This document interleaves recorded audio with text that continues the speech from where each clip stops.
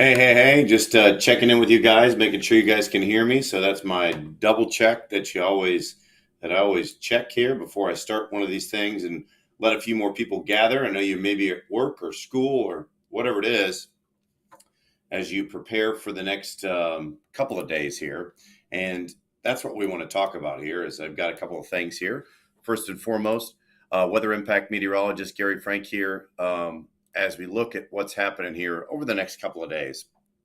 And I want to post up and talk about what we're going to be dealing with here. You can see in terms of let me turn that computer off. We got a lot of computers working here. That's kind of how we deal with right now. As we continue to talk about what's going on over the next few days, we've obviously started off with some rain this morning, and as I just kind of look at what happened this morning from the standpoint of where we saw our severe weather this morning, and that was well off to the southwest. We had some storms that bubbled up in the overnight hours. You could see where that is. And as I kind of loop this here, you can see we got a break. And then there were some stronger storms in southwestern Missouri. And, the heaviest of the stuff fizzled out and we cleared out of here by 11, 12 o'clock. We've been in pretty good shape since then, right? As the sun is out. So we're in pretty good shape now. And you're going to continue to see this. As we look ahead here for the big picture, you can see where there's some cold air off to the northwest. And that's all part of a front that's eventually going to move our way. But we're not dealing with any snow. Of course, we're well into April, but we do have a significant cold air mass that's going to be settling down. It's a matter of a series of fronts that will be impacting us here over the coming days. And I want to talk about, our severe threat. And obviously today there is no severe threat locally. You can see where that is right now in Omaha, and the core of that here is in central Iowa and Nebraska. And really, over the coming days, we're going to see our severe threat increase. And that's what I want to talk about here as we look ahead. I want to prepare you for Friday. Let's start off with Friday. And then like you said, you can see those questions. And I have that opened up on a different computer that I can look at. So you guys can text your questions as well. But I want to talk about what's going on for Friday. And we've mentioned this threat for the last few days, really how far that it stretches. And you can see from a severe standpoint, our severe weather threat from central Michigan all the way down into northern Texas and really central Texas, if you want to be specific about that marginal risk for severe weather. But it's really one of these category 2 of 5 from the Storm Prediction Center that brings us that capability, right? And you'll see that here as we look at just this wide area. And I mean, if you want to talk about it in terms of, how big this severe weather threat and how long that it goes, I mean, it's a good 1,300 mile severe threat, right? I mean, this is a pretty good threat in regards to, what we're dealing with here. But when it comes to what we're going to be talking about, I want to point out, what we're talking about specifically. Let's focus on a couple of things, meaning some of the main risks that are involved in this, because, I don't think all of them are created equal. Let's start out with Friday's risk here, because we are not going to see the core of, let's look at where the core of your threat is at south of Wichita into Oklahoma City.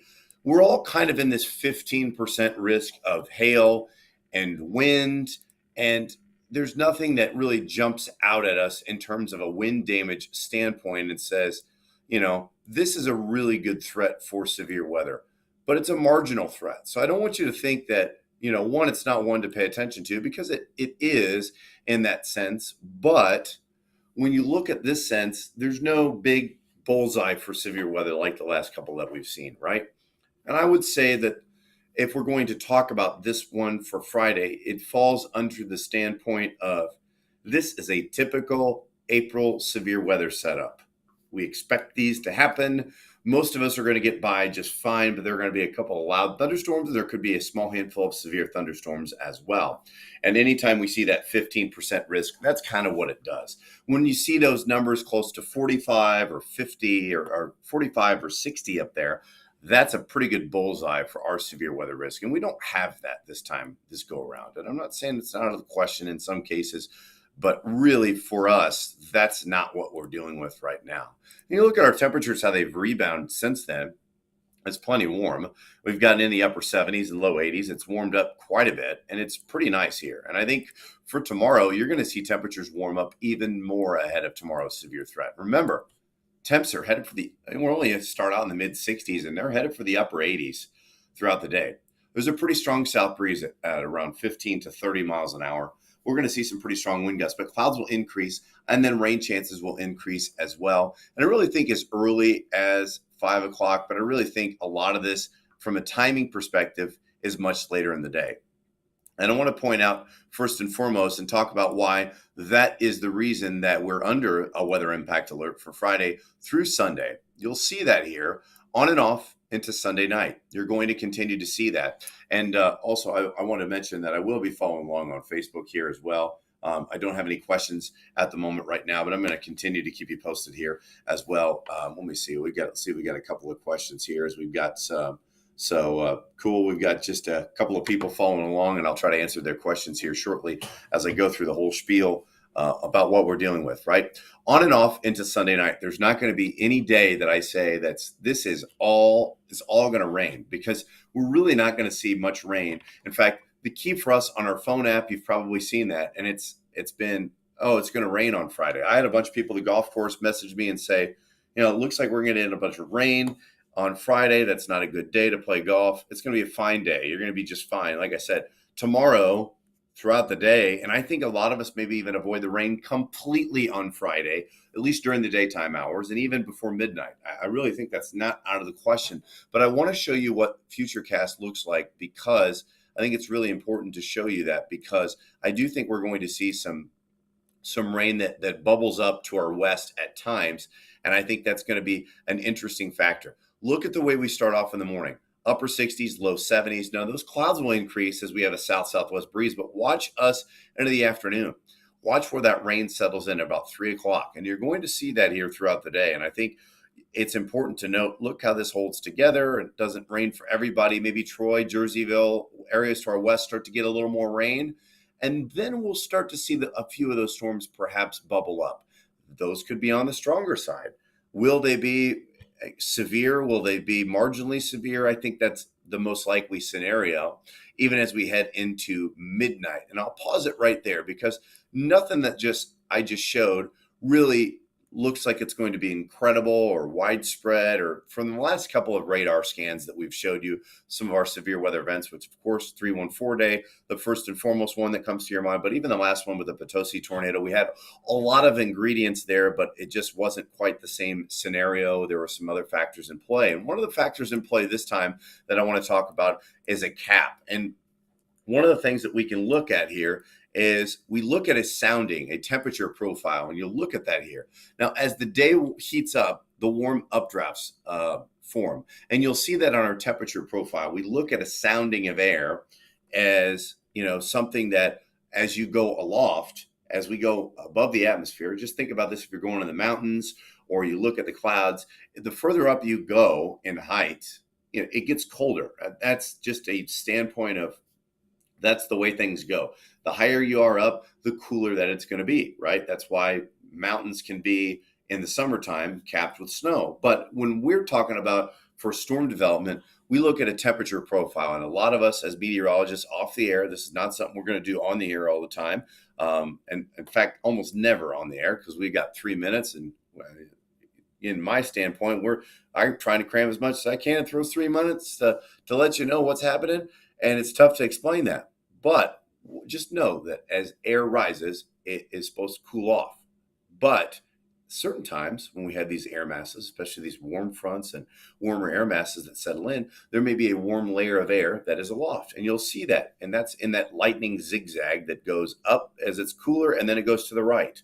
That's where that warmer layer of air is. And so as long as the temperature keeps falling with height, air continues to rise, right? So that's one thing. And we see that as if that updraft hits the layer of warmer air, it's going to be unable to continue upward to form those larger clouds or storms. That's important, because as long as that happens, you may get a few showers, you may get a few thunderstorms, but they don't seem to be very robust in this capped environment. That being said, look at this. If we have an uncapped environment, if there's sufficient heating, or there's an area where the warm air is thin and weak, that cap can be broken, and that's where storms start to build. And in this case, we have to talk about the potential for severe weather, because if we don't talk about it and the warm air cap somehow breaks and we get big storms, and you say, well, why didn't you guys mention this? Well, this is what I want to keep you posted about. The threat is there because that we have some of these other ingredients in place. But if that warm air cap holds, these storms won't be robust and they may not be much of an issue for us, right? And we may not see storms at all. And so that's where the uncertainty lies. And we never want to be uncertain because we want to be talking about what we think is going to happen and what we know is going to happen. But these are what brings these uncertainties. And that's why it is very difficult at times. And this is something that happens fairly regularly in April, May, and June, especially when you get into the summer months when we have other things in place, but you don't have that cooler air that settles in. So from a standpoint of our maximum severe weather, this is at most, I think we're going to be on the low end for 60-mile-an-hour wind gusts, 1-inch hail, and even flooding. I don't think flooding is concerned yet on Friday, but it will be later on. In fact, tornadoes, I think, are on the low side. Now, we're under a 2% tornado risk, but I think that's just kind of a broad scale, perhaps very, very brief, very isolated thing. I don't really think that's much of an issue for us. So don't expect that you have to go to sleep and worry about that. But in terms of storm development this weekend, I do want to be at least a little cognizant and aware of this cold front that'll eventually push through. And I think by Sunday night, as it is humid, we have this front. How can we recover? Will it be cloudy? Will it be rainy through the day on Sunday? There may be more robust storms along this line. Now, once again, it's nothing like some of our most recent severe weather events, but I think if we're going to pick between the two, that's the one I want to look at. Now, I want to pause this here and I'll scan all the way back through. We go to Friday and you'll see Saturday morning, I think we'll watch storms along this frontal boundary. And I've just painted this right here, this stationary boundary. You can see where those areas where the north breeze is settling in. We have the south breeze, and this boundary is going to be settling right along that. Storms, watch as I kind of scan this. They're going to move right along this boundary over the same location over and over and over again. And because of that, we see the potential for flooding once again. I think there may be some breaks in the day on Saturday, but if I'm going to pick between Saturday and Sunday as being a wet versus non-wet day, Saturday is the day where I think we're going to see more rain. In fact, there will be even more rain throughout the day on Sunday. But I think we may get a break briefly before watch where that front moves through, and storms may develop along that line. I think that's important. So we'll watch how those storms kind of come together. And that's going to be something that we pay attention to.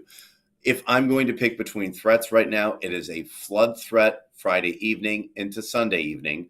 Most of us involved in that flood watch from Friday evening through Sunday evening because of that. And that includes almost every county in our area, except for Perry County, Missouri, Jefferson County, and Clay County, Illinois. And, the other thing is, as we look ahead to those extended risks from the Storm Prediction Center, we have several counties involved in that 15% severe risk. And I think that a lot has to do with there's still some uncertainty because of how much we can clear out throughout the day. Will we have cloud cover? Will we still see some residual rain over? Those are things that are in question at this point. And, I think it's important to know that as we look ahead to what we're dealing with here.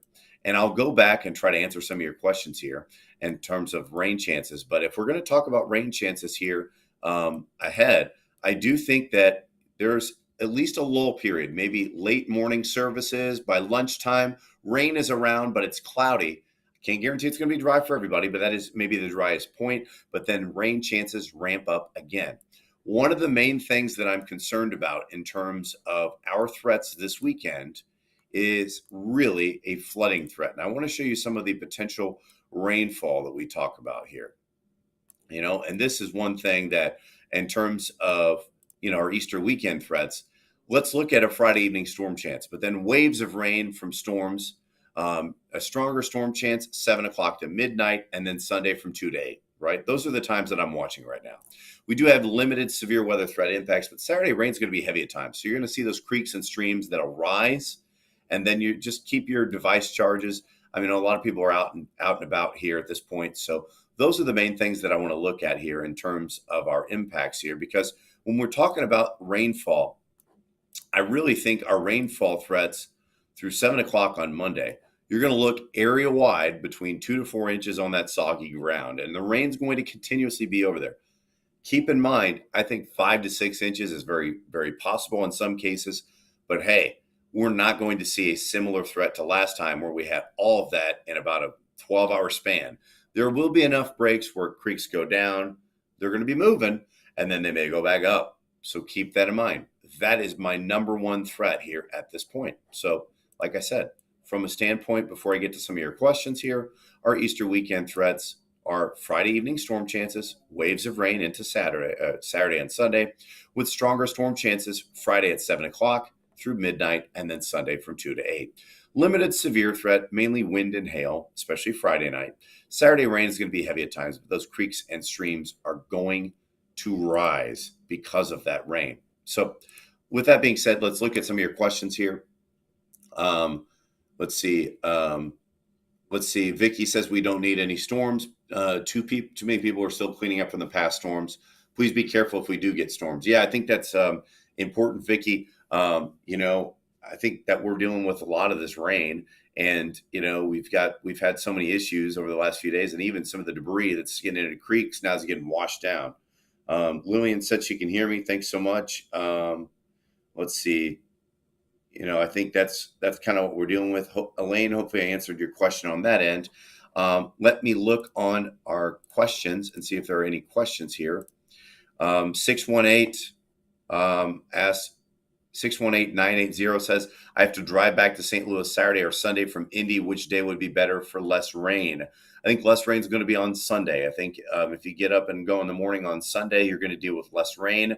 If you come back in the afternoon and plan on being back in the afternoon on Sunday, you're going to be dealing with more rain in the night here. 636 306 is worried about major flooding in Cedar Hill on Big River. I do think you're going to start to see those creeks and streams rise once again. So keep that in mind, especially Saturday. There's more of a steady period of rain. And then I think by Sunday night into Monday, as more of that rain continues to filter in, we will start to see those rivers rise once again. So that's important. In fact, I should be able to pull some of our rivers up.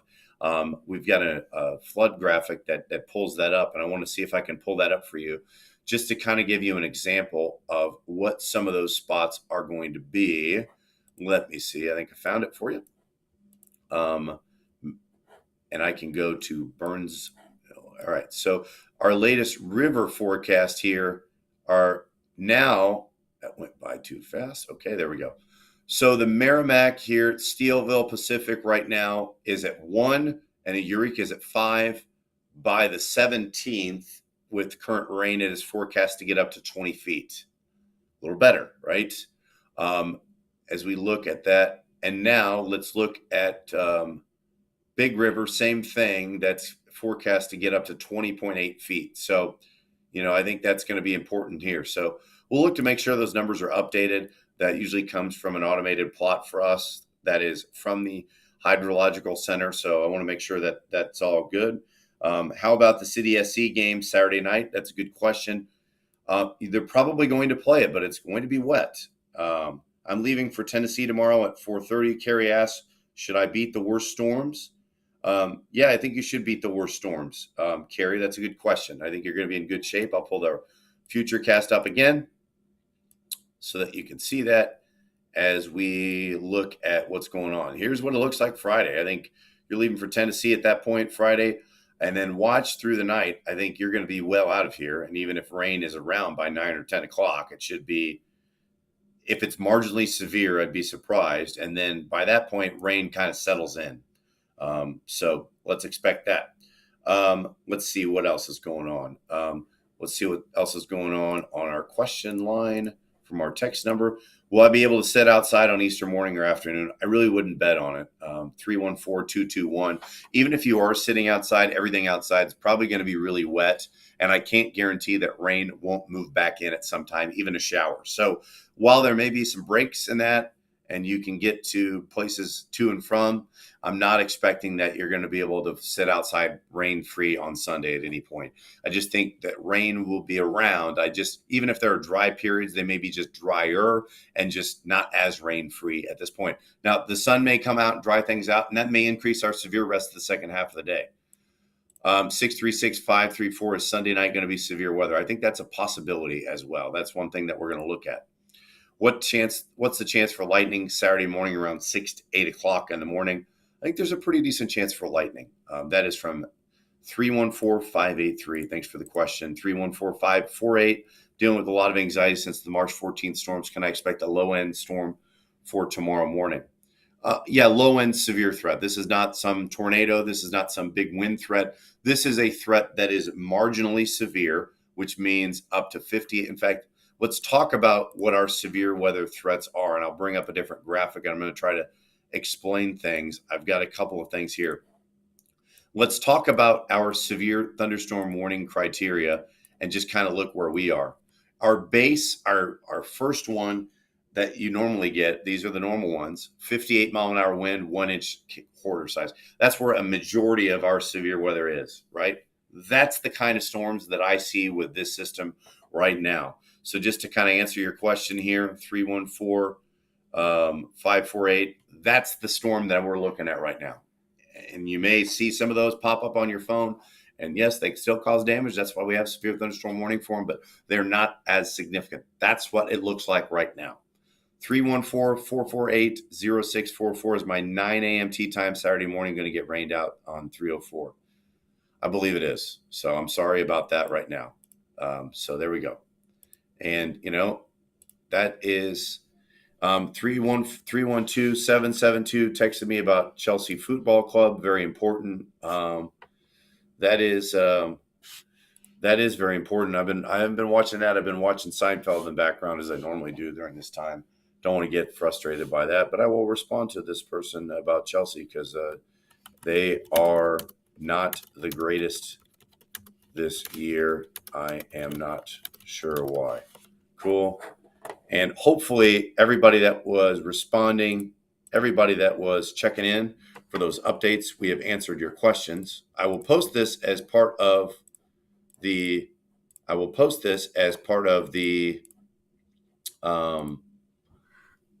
web story I have on kstk.com.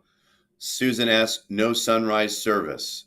I think there may be some rain around, but I think you can still go pretty safely. Let me go back to this just to show you what it may look like. I'm just not sure that you're going to be able to be outside for these things. I think we get enough of a break Easter to where you're not going to be drenched or you're not having severe weather Sunday morning. Let me pull up a different look at this. I think it's this one that I want to see. Let me see. And I'm doing this one on the fly here, so I want to make sure that, okay. Yeah, that one's not going to get, this one's good. So let's look at Sunday morning and ignore the front because I just drew that specifically. You may see some drier time Sunday morning, especially south of I-70. We may see a dry period, and that's okay. There may be showers around as well. So that could be one of those things that we're looking at. But I can't guarantee that it's going to be dry for everybody at this point. There may be showers around. So I don't want you to plan on there being rain. If there is no rain, we may get a little bit of a break. That rain may move out of here, and then we'll see a secondary rain by the afternoon and evening. So that's one thing that we're looking at right now. Those are all the questions that I believe that have come in at this point. And thank you. Andy asked, how much rain this Saturday in St. Louis? Through the culmination of the weekend, I think we can expect 2 to 5 inches of rain pretty easily. It will be spread out over several hours, and that's what we're looking at here at this point. So expect a pretty steady diet of rain by Sunday night, and that's the main story that we're looking at here. Like I said, rain along that front and periods of heavy rain. Chris asked, do you think the clouds can help limit the threat for Sunday? They can. And I think the clouds will help us keep from a bigger severe weather outbreak, but still, we'll see how things go. If we have several hours without rain, we still may see, maybe a tornado or two at that point. To me, there's a better setup for a brief tornado on Sunday, a weaker one, than there is anything Friday, just because of the way things set up. Paul asks, yes, 7 p.m. for me. I'm on the 44. Okay, cool. I think right now, we're going to see more rain Saturday versus Sunday in terms of a widespread thing. So that's what it looks like right now. I believe I've answered most of these questions. Let me double check to see if I don't have any right now. Andy said, great, I'm going to drive through floods. I hope that is not the case. We don't want you to drive through those things. So anyway, hope that answers your questions here. And I will leave this on a full screen for you at this point for the for everything, so you guys can look at 3 things to know. Chief Meteorologist Scott Connell has an update at 4 o'clock on this, and we will see you later.